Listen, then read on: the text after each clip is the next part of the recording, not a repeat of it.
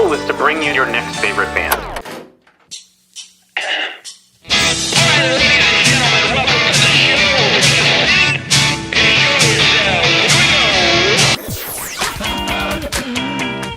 Sweet, that intro is my new favorite band. That's phenomenal. I'm so excited to be on. Yeah.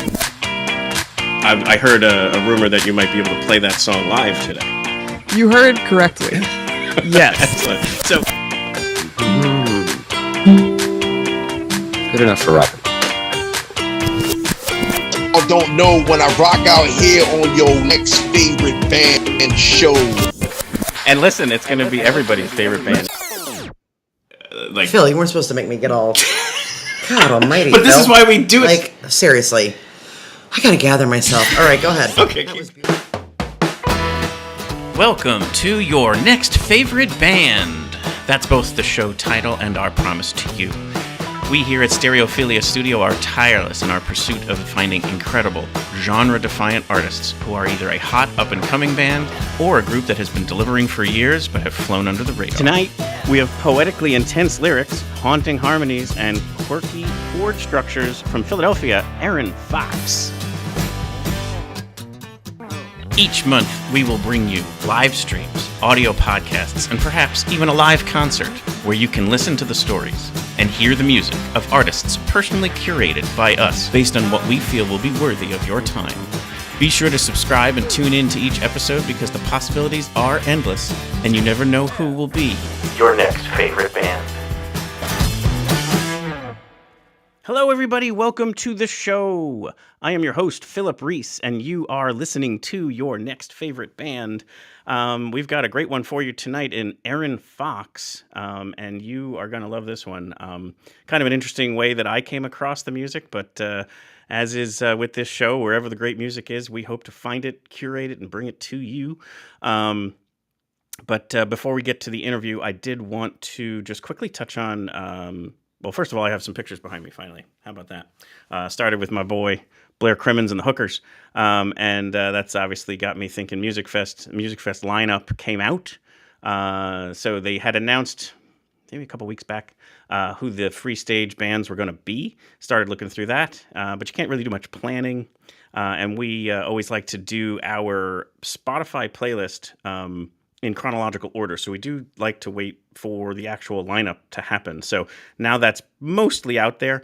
It looks like there might be a handful of bands that need to still be either announced and or booked for a time slot.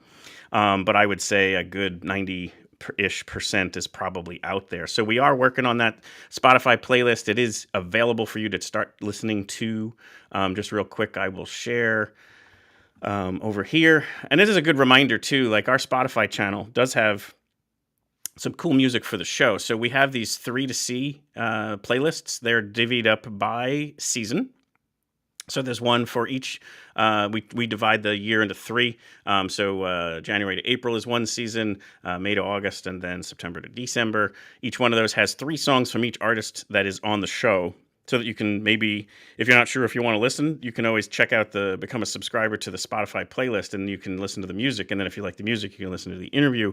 Although I recommend you listen to the interview regardless if you like the music, because the artists are always so entertaining in their storytelling and usually are quite inspiring. So the other thing we do, which is down here, is we do, like we just talked about, the free stage bands. It often is like a 20-some hour playlist. So right here you can see the Music Fest 2025 Free Stage Bands playlist, and just recommend that you start to do that. Also, the other part that we like to always point out is we do have our Music Fest Exordium, which is the prep show. Exordium is the Latin phrase for the first part. So the Tuesday before Music Fest starts, which will be Tuesday, July 29th. We always start that one a little earlier because it tends to go about 2 hours. Start at 7. The first 50 minutes to an hour is we just sit with Patrick Brogan and we go through who we think are the must-see bands of the festival. We touch on a couple other stuff, but then after that we bring on Bobby Martrich to talk about weather. We bring on John Moser to talk about who he thinks he wants to recommend people check out and kind of the history of the festival, since he's really been reporting on it for almost since the beginning, if not the beginning. And then we bring on some live acts. So we're still yet to announce those, but you're going to want to set that night aside or check it out on demand afterwards. But Music Fest free stage playlist on our Spotify channel, soon to be on the Apple Music as well. And then also the Music Fest Exordium, save the date, July 29th, Tuesday, right before things kick off. So back to right before we get to our guests here, let's go to our sponsor, BetterHelp. Hey, music lovers. Before we dive into today's episode, I want to tell you about our sponsor, BetterHelp. More and more mental health topics of depression, anxiety, addiction, and more are coming up in our interviews with artists and musicians who are brave enough to share them and the music that came out of the journey.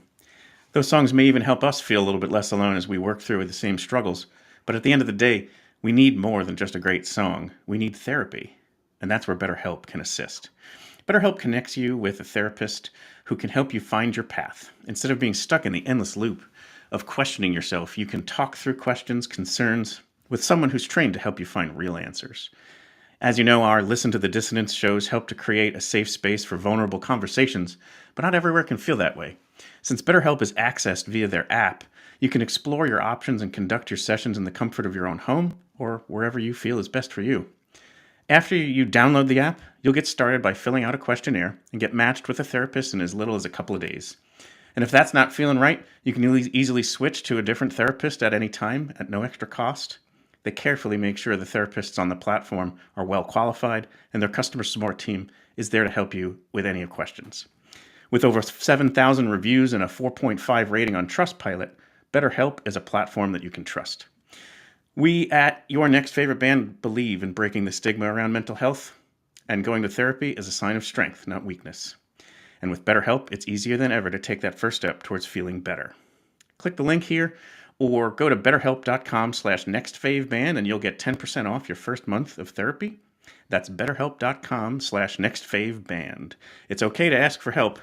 Contact BetterHelp today.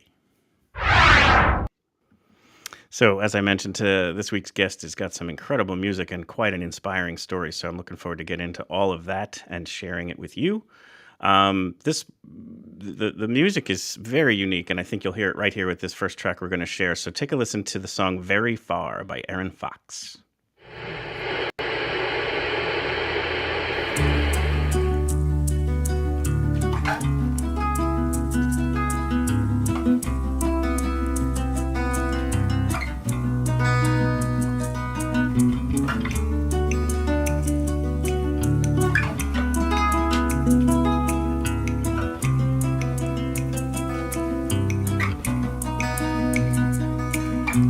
Talk show puppets on the TV banter through their porcelain teeth. She says they're all out to get me, but I'm still trying my best to tops out these thoughts that persist. Tell her they don't know she exists, but they beat her mind up with fists bigger than the both of us. And America says the cure is behind its pharmacy doors. Until she needs more, just to silence all of the noise. It's every curve of her mind. What's a soul I can't seem to find? They say it's gonna take time that no one has now, because our days are mainly dim until dark. Radio's turned off in her car, and we never get very far.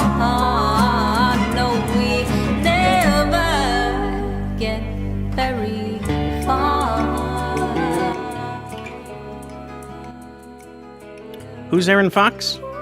Well, after performing in various outfits in the Philadelphia music community for nearly 2 decades, she stepped out and into the spotlight to record her own music, releasing the solo album Forbidden Youth in 2017 and the EP Your Joy in 2018. Fox has shared the stage with big and small songwriting greats like Molly Tuttle, Robert Ellis, and Benjamin Gibbard, and remains hard at work on performing and producing new music, both solo and with her orchestral backing band, The Hounds. Her latest solo EP, For Your Loss, is a story of the stages of grief, encapsulating the essence and struggle to find a silver lining after a cascade of tragedies.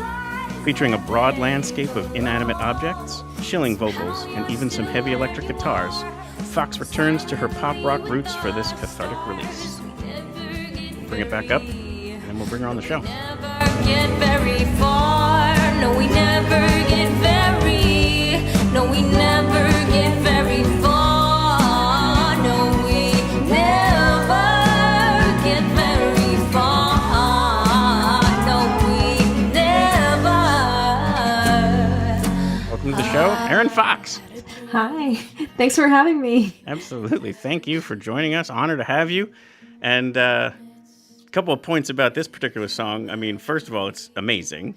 The video, very powerful. And clearly the mental health kind of topic is already upon us here. And also from a few years ago here, because the look has changed. Yes. So wherever you want to start in that bowl of jambalaya, you feel free. Sure. Yeah, this song is close to my heart. It is tough to pinpoint exactly what a song is about because I let songs come naturally to me, Sure. but it feels very rooted in mental health struggles, specifically related to my upbringing and what it was like growing up with family members who struggled a lot Sure. with extremely difficult mental health diagnoses. My mother, my sister, even myself, I struggle with CPTSD, Sure. and that's been a journey for me learning to Certainly. manage that. Yeah. So And for your everybody, mother, that's a generation that maybe wasn't. I mean, mental health obviously has come a long way, and the perception of it has come a long way. So that yes, added to the difficulties of that time frame. absolutely. Yeah. Yeah. I don't think, my perception of how she's managed her illness has changed over the years, and my Mhm. understanding has become a lot more solid and empathetic. I have a better understanding of what she's gone through, and how her generation wasn't given the tools Right. to And deal there with was that. often just such difficulty coming forward and asking for help, just with the stigmas that were around it. It's still there today, but obviously way worse back then. Totally. Yeah.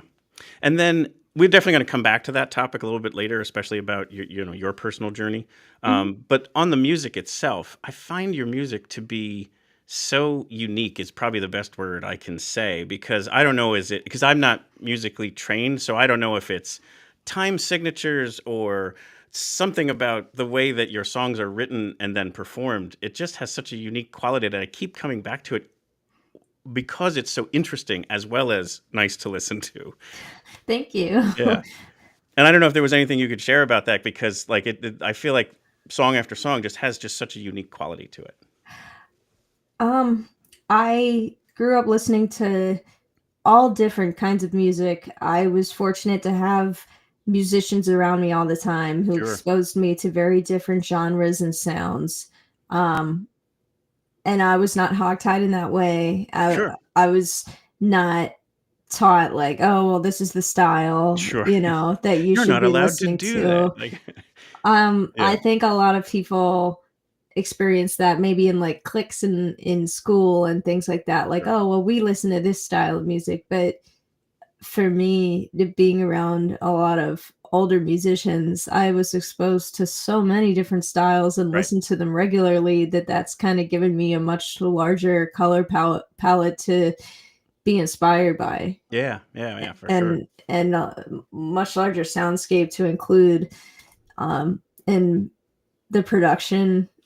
Like the songwriting process is kind of weird for me, but it's I love it. trying to siphon the things that happen in my head before they disappear. Sure. And it's a Yeah, the giant. inspiration is there, and you got to get it out before it fades, like a way a dream does for people. Exactly. It's Yeah. trying to siphon all the pieces of the dream, the giant pool of sound before it disappears. And it's lots of different types of sound. Oh yeah, because I hear that a lot from musicians, and I just always I'm almost heartbroken at all of the songs that probably didn't get out in time with all of the different talented musicians. It's like Yeah. what we could have heard if only, there was a moment or a time, because sometimes people are talking about where inspiration hits them and they were just like, I had nothing I could use to get that down so I would Mhm. remember it when I got to the studio.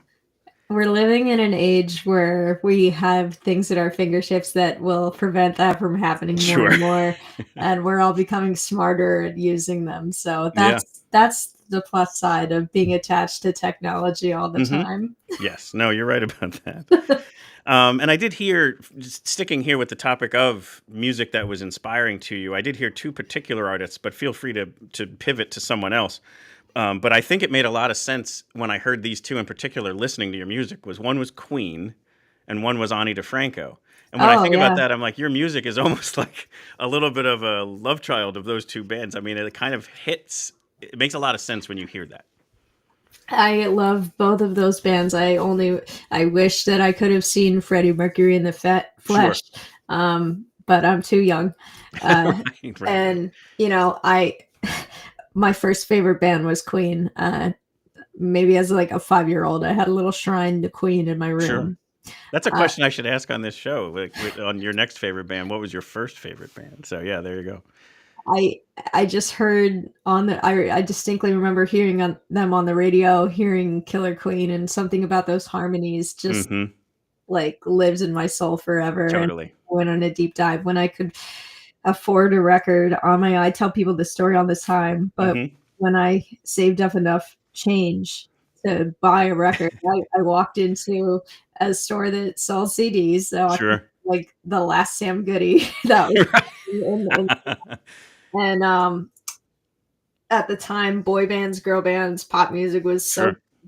um and I walked right past all of that and bought Queen's The Game with a lot of Fantastic. quarters and pennies and dimes, and probably made the cashier miserable that day. Oh, for But sure. Yeah, I have a similar funny story because, like, growing up on Long Island, like Debbie Gibson was from there, so her stuff was huge. It was right at the same time as like Tiffany, and then there was other, like you talked about, boy bands and girl bands and so on. And one of the first times my like a family member was like, it was either a birthday or whatever, and they were like, "Oh, I'll take you to the store," because I was younger, and they were like, you can just pick out what you want. And I picked up Paul Simon's Graceland, and what a record. right, Yeah. and they were them, and the person behind the counter was like, this like 6 or 7 year old kid is picking up Graceland, assume like I had the run of the store, but that's the one I wanted to listen to, predominantly for Diamonds on the Soles of Her Shoes, the one that's almost like that a Yeah. cappella, like it's just so gorgeous, and I was just like, I just remember wanting to listen to it over and over again.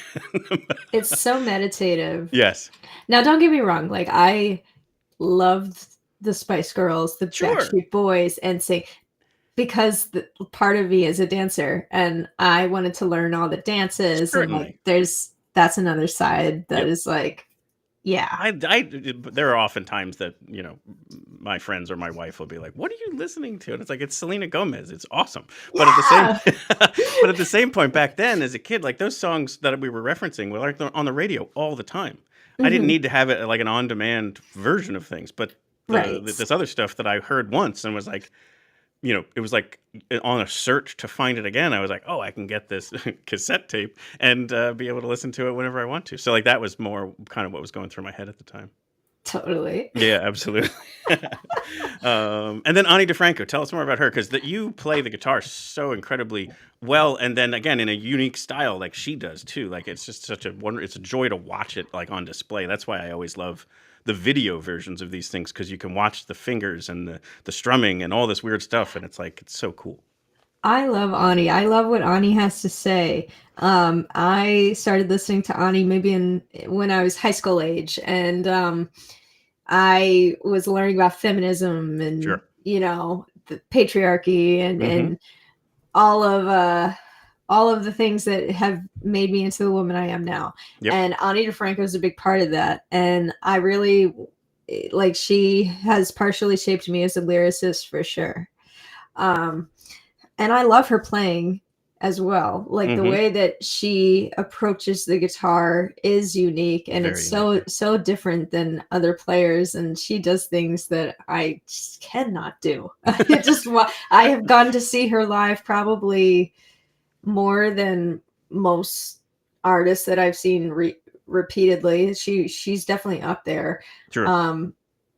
Just she's such a captivating artist, and she's so true to herself, and you know, she works really hard in respect to touring, and I just have so much respect and love for Ani Yeah. as like a person, you know. Yeah, there are some people who like either never heard of her or like, oh, I don't like that kind of music. I'm like, did you ever listen to it? And they're like, well, no, and they just have it in their head that it's not their style. And I'm like, why don't you just go listen to it? Like, especially with streaming services now, just hit the shuffle button, put her on for a little bit, and then come back to me and tell me if you don't think that that's at a minimum something you majorly respect, let alone start to enjoy. And it always works. Even just like as a poet, Sure. she's a brilliant mind. Yeah, for sure. Yeah, and she deserves more than she has received from this world. For sure, absolutely, yeah. So we'll do a little bit here, whatever we can to get some more Ani fans out there. Yeah. But you were starting to touch on it a little bit previously, but we always do like to roll back to the very early years of where music enters a musician's life. Yeah. And I really couldn't wait to hear more about this story. So basically, what I understand is you're like 3 years old, and your mother was a performer. Like a singer, like a legit, musician, and you're watching her perform as a 3-year-old and saying, "That's what I want to do. I want more of that in my life." Yeah, well, it just kind of was the way of life. I didn't really know anything different. That's true. Yeah, I guess so. I was born to these two musical parents. My mom more so, because her mom singer as well. You know. That's so cool. So my mom went right back into gigging because my father had been laid off from his construction job. Oh wow. And like my mom was just trying to make bills, you know, when I was a baby. And so they were just a low income couple trying to pay for the row home, you know. And, right. But yeah, and that's in Philly too. Like you've been Philly. No, actually, that our first home was Lansdale. Oh, okay. So close enough. Philly suburbs. Yeah. Philly exactly. suburbs. Yeah. You know, and she was always playing the bars. She was playing it like at the time this place called Fiddler's Green a lot. Or she would play in Philly. She'd play Finnegan's Wake. Cool. Yeah. Fergie's, you know, Finn McCool's, all the Irish bars, because my mom sang Irish music and country music and pop top 40. Anywhere she could get a gig, she'd be playing a gig and I'd be there. Mm-hmm. If she couldn't always afford childcare, so I'd be sitting on the bar watching my mom. Yep. And eventually, when I was old enough and I was playing my instrument enough, she put me in the band. I was playing guitar. I did see that note too, where it was like when you were growing up, you were studying, like, you know, being in the orchestra and the choir and even doing some gigs in bars at a young age. I was burning the candle at both ends all the time. So I'd be out playing a gig with my mom, get home at 2 or 3, 4 in the morning, and then go to school. Yep. So, and then when my sister was old enough, she joined in on the drums, and it was like, that is so cool. Yeah. So I mean, I'm sure it had its rough times, but that's also very, very cool. Yeah. That's probably also why I noticed you a lot, like, talk about how much you love the touring life and the gigging life, and when it's over, just how sad it is for you because you feel like that's your family. Not every musician loves the touring or the gigging. Like, they more want to be in the studio writing music. So I think this might be where it stems from. It's just such an early age. You were basically on a tour life. Like, it's a sense of home for you. Yeah, it feels normal. Yeah. Maybe I didn't live on a bus or anything when I was younger. But it was like, load the car, pack it a certain way, unload it right, carry this in, carry what you can, you know what I mean? All right, pack down, wrap these cables right. You know what I mean? So it's just like the routine. Yeah. Yeah.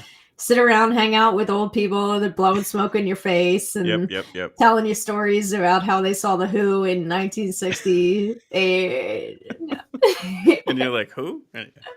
Exactly. Yeah, exactly. But yeah, so any other like either mentors or moments in that time frame coming through high school? Because I guess what was interesting to me is I don't want to say you were in the background, but like you were part of bands for a while there because you were the lead singer. I just more meant like it took you a while to step into your own shoes and stand at center stage. Yeah, the thing about my mom is she is like such an amazing voice. I didn't really see that for myself. And it like my father told me that like I just wasn't, he was like, oh, you're not a singer. Like I don't think he meant any harm by it, but he kind of was like, yeah, like I'm a violist by trade originally. Sure. So that's just kind of, he had his mind Mhm. made up that that's what I was gonna do. And I was like, oh yeah, he's probably right about that. Aw. I didn't see that for myself. Like, and I really enjoyed writing songs Sure. when I was 10, 11 years old. I was writing a lot, you know? Yeah. So I didn't really, in my mind, I kind of wrote that off. Interesting. But then I started to really enjoy singing more as sure. time went on. Yeah, and I also had to get that out of my head. I was Yeah. like, I need to get past that. Sure. Yeah, 'cause your vocals are stunning, and I think Thank it may be not knowing you from back then. It's like perhaps there was maturity that had to happen too. Like some people's, Yeah. they don't really get into that pocket until a little bit later on. Yeah. So I don't know totally, but I'm just figuring. But that's very cool that it was a hurdle you could overcome, so that now you can be, this incredible vocalist and writer that you are. Thank you. That also makes sense too. The violist, because you do have you heard it in very far. There's strings in there. There's orchestral kind of aspects to things. And then as you get into your own band, you do have the Hounds, who basically bring strings to your sound as well. So like that's kind of now coming together as, crystallizing as to why that became there, because you're a violist at the core. Yeah, I've always enjoyed orchestral music, classical music a lot. So when I sit down to read a book or when I'm just doing stuff around the house that's in regular rotation, I'll put on like Philip Glass or something Sure, right. weird, just because I love it. Right. It does get your brain going in a whole other way. It does. It helps me focus. Yes. Yeah. I was always someone like college that I couldn't listen. I couldn't go to the library because it was too quiet. So I was always somebody who could study in a room full of noise and people talking and stuff like that. It helped me focus too. Mm-hmm. Yeah, for sure. So tell us about how like that starts to come together. So now obviously you're through basically how you start to form becoming a professional musician. How do those kind of first steps get taken? I did a lot of orchestral performances as a kid, and I think I got used to the rhythm of that very young. Sure. We performed at like the state capitol. We would perform at like theme parks. We would perform at tons of Sure. different events. Same thing with choir. Even like I did a little theater as a kid, and I just got used to being on stage from a very young age. And at the same time, I was performing with my mom's band all the time. And I got to a point where I wanted my own thing. Sure. I wanted my own outlet for the songs I was writing. And my sister agreed, and we had to like tell the family. Oh my God. We want to have our own band. We don't want to play cover music all the time anymore. And it was like a big dramatic thing. Oh my gosh, I can imagine. Yeah, like you're breaking up the family. That Thanksgiving was difficult. Yeah. So I stuck to original music for years and worked with producers and like ran at the ground with that. Probably the most professional level that I've been on is where I'm at now. I've been performing with a group called the Rock Orchestra and like touring full time. Sure. Well, since you mentioned it, let's bring that in. Yeah. So this the Rock Orchestra is it all? I imagine it's all covers, right? It's all Yeah. more like modern songs converted into this style, and they have different kind of guest singers at different times. I know they've used you a bunch, but they have others as well, right? Yeah, so that started because there was such a demand for the show on both sides of the world that Sure. they created another one. So Got they it. have two going at the same time. Got it. So, this video is pretty viral. There's about 9 million views of it or something like that. So if you haven't seen it, you're going to enjoy it. If you're listening on the podcast, definitely check it out because the visuals on it are stunning.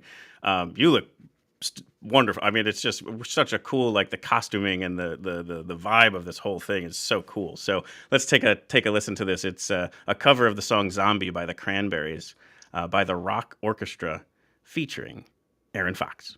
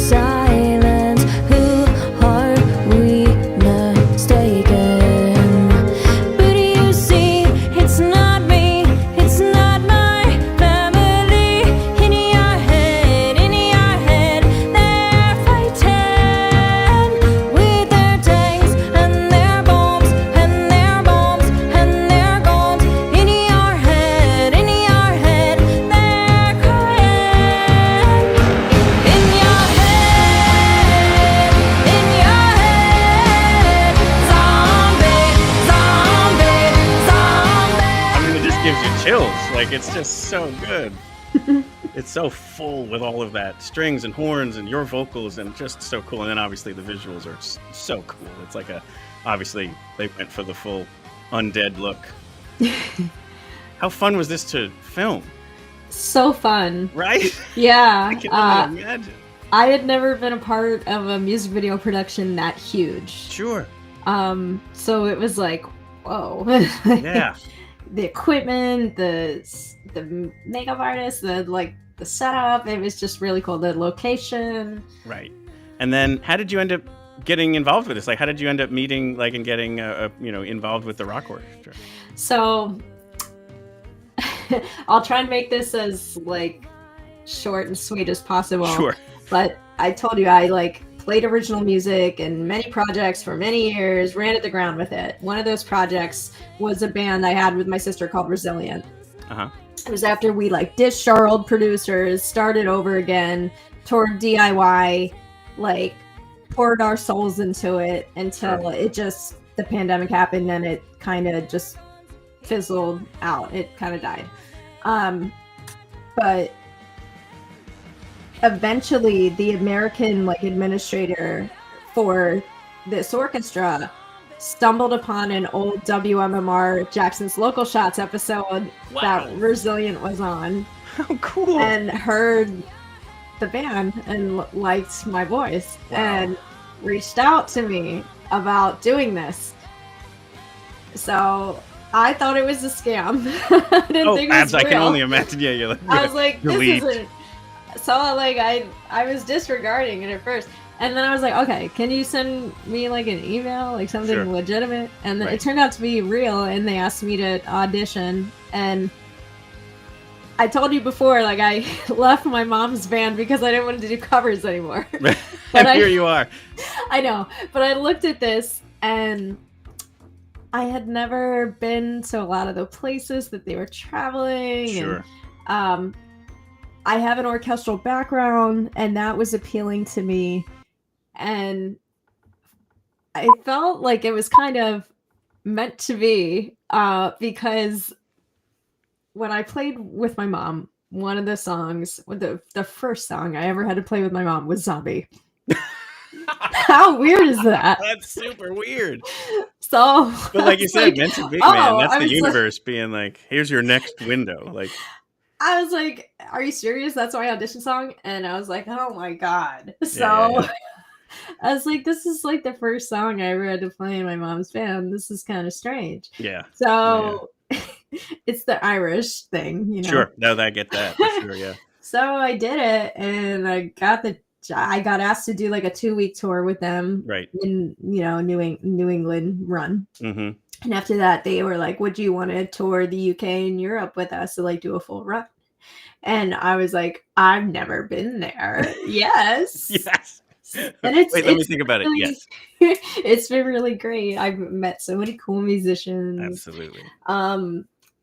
Connected with them, and I have this cool musical family, and like we're collaborating in different ways. I've played shows with some of them outside of that, and we're going to be doing some recording together, like Sure. outside of the orchestra. So I feel like it's definitely been the right decision. Right. No, for sure. And again, even just the life experience. I mean, like, Yeah. that's just so cool. And obviously is got to be inspiring to you as a creator. You're probably just being around all of that and in all those unique places is only going to have you feeling, inspiration to write other types of music again. Like, it's just so cool. And I've been like diligent about having a road guitar and Sure. continuing to write. Yep. And work on my material. I bring a little studio with me. So I'm not stopping my original music. I also got to play an original music show in Ireland. Oh my gosh. Which was just like your genetics must have been like, I'm home. Like it did feel like that. It was Right. crazy. Yeah. And I didn't. I wanted to prove that I wasn't exaggerating. Like, it is. I don't know if that's going to come in focus, but it's 8.9 million views. It's not going to come in focus. But yeah, that's how many people have watched this. That's crazy. Right. Yeah. That was not hyperbole. That was actual statistical fact. But they are going to be releasing another video. I can't say too much, but another video very soon. I love it though. Yeah. A little bit of teaser, breaking news. There's another one, and you're the singer on it again, right? I am. Yeah. So cool. That is so cool. I can't wait to check that one out and promote it. I think this is just so much fun. So cool. All right. I know we do need to stop at a certain time, so I don't want to miss out on a couple of topics, but this is where we've had so much fun and laughter. There are two areas that we want to touch on because it's obviously an important part of your journey and story, but also helps advocate for others who have been through this stuff as well. Sure. The first one being connected to the music industry, because this does come up, is there was a producer manager who sexually abused you. Yes. And it put you through the need to obviously go through healing and therapy, but you almost quit the industry. And if I understand it right, even lost your voice. Yeah. So I was working with a producer who, he passed away recently, actually, but he used a lot of unethical mind control techniques on the people he worked with. And he unfortunately assaulted me when I was very young and then told me that the entire thing was my doing. First, he assaulted me in my parents' basement and then in his studio. And he would have violent outbursts, when I was recording. Part of the control. Yeah. And, like one time he didn't like the way I was singing something in a vocal booth and ripped the headphones off my head very violently and took some of my hair with them, things like that, And I think just those experiences started to live in my body so that whenever I went into a studio or a recording situation, I couldn't relax anymore, and my throat would tense, and that became part of my PTSD. Yeah. So I had to start attending therapy and seeing a psychiatrist for that, and going on to medication. But the most effective treatment for me has been transcendental meditation. It's been saving my life, literally. Wow. But that's been a journey. It's taken me a very long time to get my voice, to get my throat to relax to a point where I can speak freely and vocalize freely again without feeling like there's a hand around Sure. my neck again. And that type of trauma is very real. I think sexual abuse in the industry happens so frequently. Sure. And it's not talked about enough. For the longest time, I was afraid to say anything because this person was revered by so many in the local music community. He was a teacher at a former teacher at the Wilmington School of Rock, which people have been talking about the old School of Rock and a certain person recently, and finally found out about that. And I'm so proud of those people. But my experience very similar with this person, and he was connected in that community. Yeah. He was playing with a lot of cover bands in the Montgomery County and Dallas County scene. And the first time I did try and say something, a lot of people were like, "Oh no, Sure. No, that right. was their knee-jerk reaction. It couldn't be him. Couldn't, and that makes you scared. Of course. Yeah. It makes you scared to speak up and say something. But I would encourage anybody that's gone through that with someone to just say something anyway. Say something anyway, and know that like the right people are going to be there to support you. Especially obviously this can happen to anybody, but for women, for my girls, like talk to another girl, Right. Yeah. Yeah, no, like I said, it has come up on air with some people, off air with others, where it's just like it's prevalent, it's there, and the most important thing is that people would support each other and band together and not, to make sure that you believe somebody when they're coming forward, because it's intimidating and scary enough already for that person that if they got brave enough to share, why would they lie about it? So like, anyway, it's like one of those things where having moments like this where you're brave enough to share your story and kind of advocate for that, I think is just so important for people. So thank you so much for doing that. Of course. Yeah. I only wish that I was brave enough to like speak about it when I was younger, but now I don't care. I say it out loud because I'm sure that it's somebody else's experience. The other thing I want to say is parents, vet your kids' music teachers, vet anybody who wants to work with your kids in music. If you want to sit in the room and they say no, who cares? You know what I mean? Like, if you feel you need to sit in the room, sit in the room. If you want to know what's going on, like, you have a right to know what's going on. Just check up on your kids and be involved in their lives.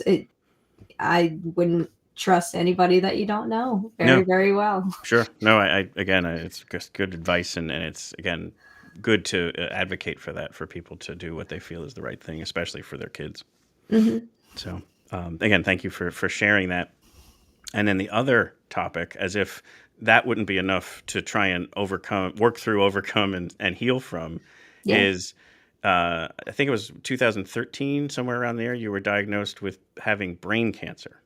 Yeah. So I had a very crazy anomaly situation happen where a tumor was discovered in my occipital lobe on a routine scan, just to get my epilepsy medication refilled. I've had epilepsy my entire life, and I hadn't gone to a doctor's appointment in a long time because I was working. Young kid, didn't want to ever go to the doctor at the time. Or slow down, right? Exactly. Yeah. And before I knew it, a year had gone by and I hadn't been to the doctor, and they were like, well, Sure. We're not refilling your meds. Go to the doctor. And when And I those went, are kind of vital, right? Yeah, exactly. yeah, when I went, they made me get new scans. I had to go to a new doctor, get new scans, and they found a tumor. So I had a craniotomy done. And afterwards, they did a resection on my tumor. They sent it to a conference. It was a whole thing. And Wow. yeah, they pulled it. It was a rare form of cancer. And they pulled it from my head early enough that they got it all. Wow. Yeah. Wow. Yeah. I mean, that's like a miracle right there. But obviously, a whole other different type of healing physically, but also just, the mortality of that is tough at a younger age and that kind of stuff. So, I Yeah. mean, quite the life. I mean, geez, like all these different things that you've been, faced with, and yet still to have such a wonderful personality and outlook on things is just, and I'm sure not every day is easy, but, it's quite inspiring what you're, anytime I'm looking back in someone's story, you tend to see things that are highly inspiring. And then I'm just like getting ready for this interview. I'm like, whoa. And then I was like, I hope she's comfortable talking about it because it is something, as you know, like with our Listen to the Dissonance mental health shows and just, not being afraid of the difficult topics, in general.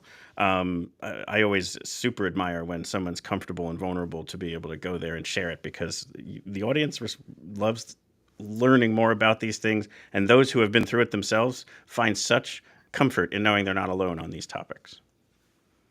Yeah. Yeah. So I do know that you need to get to a band practice. I know we talked about playing a song, but also I didn't expect to do it right on the heels of the emotional portion of the thing. So if we want to push that off, I totally get it. No, I'm happy to play the song. Awesome. Yeah. So if you want to give it a setup, I'm going to put you center screen. And then so we're going to enjoy "Flowers from the Funeral." Yes. And this whole offering that is very powerful. So I don't know if you want to touch on the songs in general, but let's take a listen.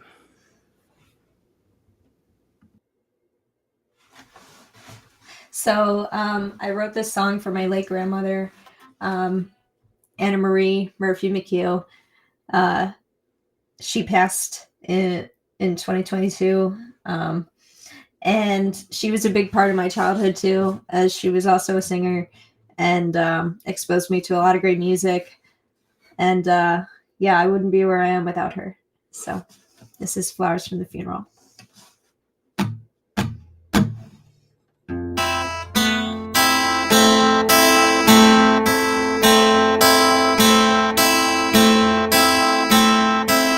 Flowers from the funeral won't grow in my yard.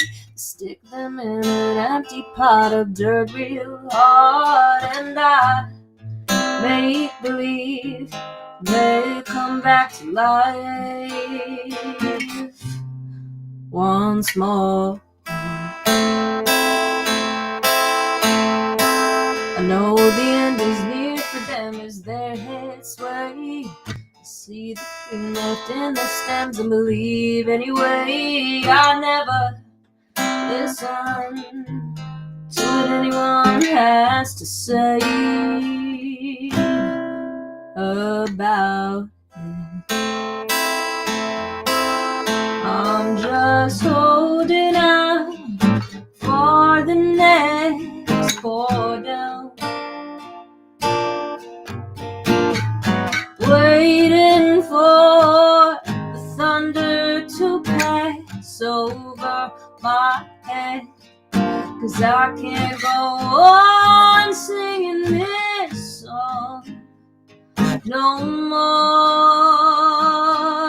I've been stuck at this street light, been stranded at this station before.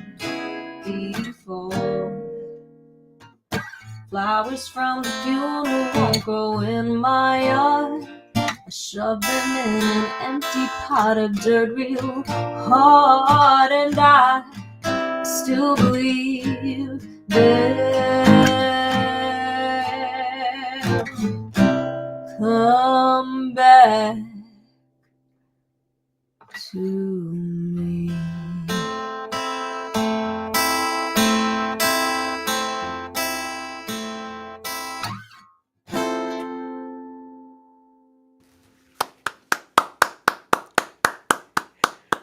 Gorgeous. you. So awesome. Thank you. And again, thank you for giving us the backstory on all that stuff. And the one thing I want to do quick so that we can have you hit the road is promotion. So I know just this week you teased out that there's going to be a collabo with John Fay.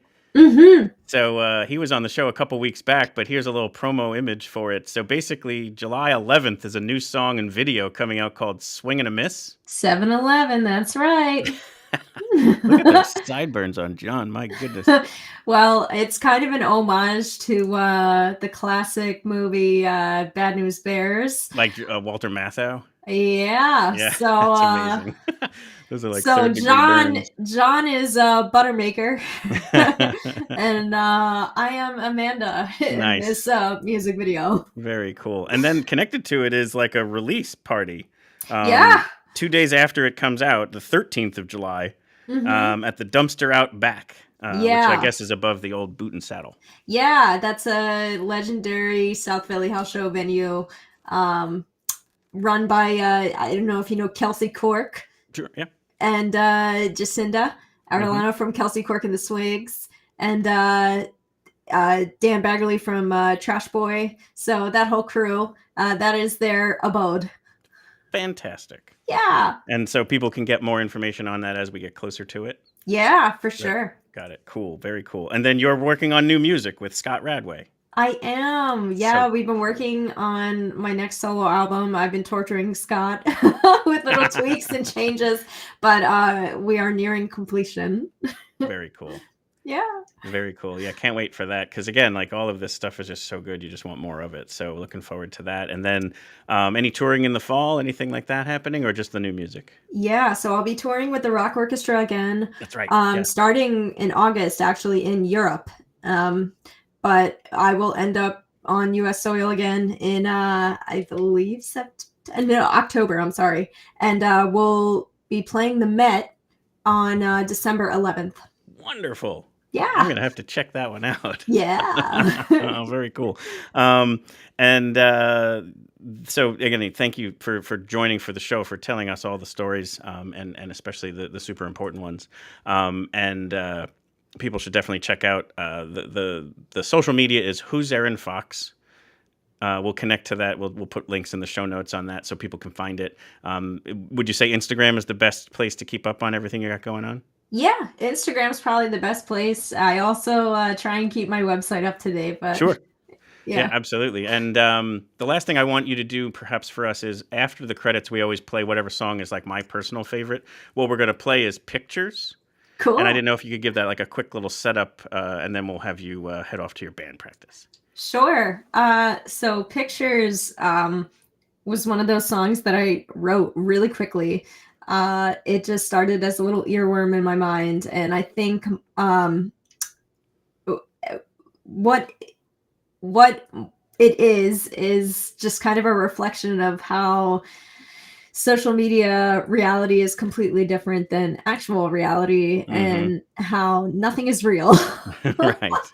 Oh. And how we always are longing for what is not real as a result. Sure. And when it came out, the proceeds went to Mutual Aid Philly. I just thought that's a very cool thing that you did. It did. Yeah. At the time, I really respected what they were doing. And I wanted to donate the proceeds to a good cause. So I'm always trying to do that with any music I release. Very cool. Well, we can't wait to hear more and learn more about what you got coming out in the future. Safe travels with the Rock Orchestra. And Erin Fox, thank you so much for coming on the show. Thank you, Phil. Absolutely. There you have Erin Fox. I think you're definitely going to agree that should be your next favorite band. So definitely check out the catalog.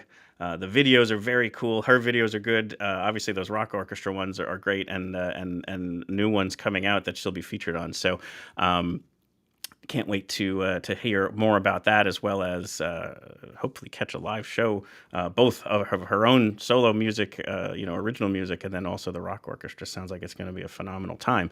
But other than that, definitely be on the lookout for that, as well as anything else coming out from Erin Fox. All right, Phil, let's say goodbye to everybody.